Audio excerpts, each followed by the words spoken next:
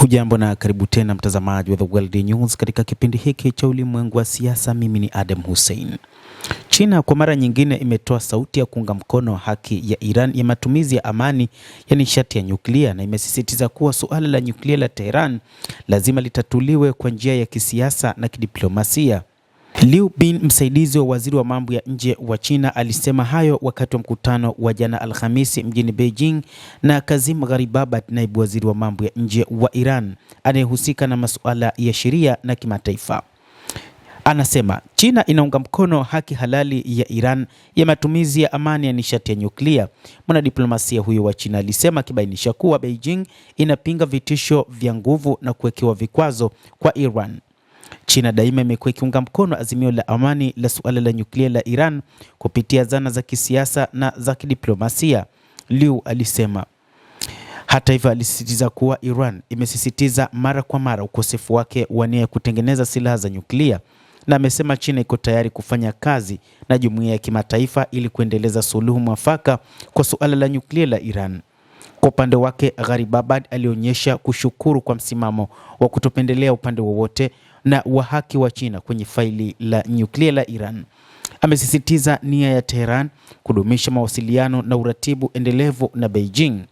Mkutano huo umekuja wakati wanadiplomasia wa Iran na Marekani wakikutana huko Oman siku ya leo Ijumaa kwa ajili ya duru ya mpya ya mazungumzo kuhusu mpango wa nyuklia wa Tehran.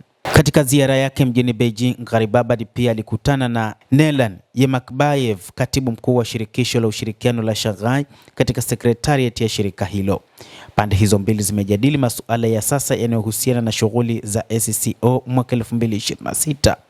Pia walipitia maandalizi ya mkutano ujao wa baraza la wakuu wa nchi wa SCO uliopangwa kufanyika Bishkek, Kyrgyzstan katika kipindi cha vuli cha mwaka 2026. Yemakbayev alisema mkutano huo ujao una umuhimu wa kipekee kwani unaenda sambamba na maadhimisho ya miaka 25 tangu kuanzishwa kwa shirika hilo.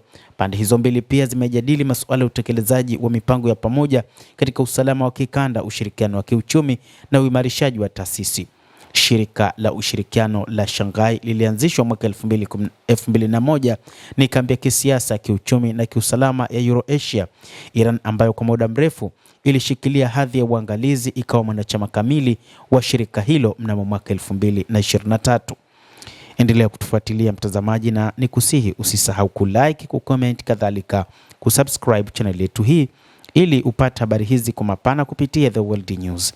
Naitwa Adam Hussein, endelea kuwa nasi wakati wote, endelea kutufuatilia uyajue mengi yanayojiri katika ulimwengu.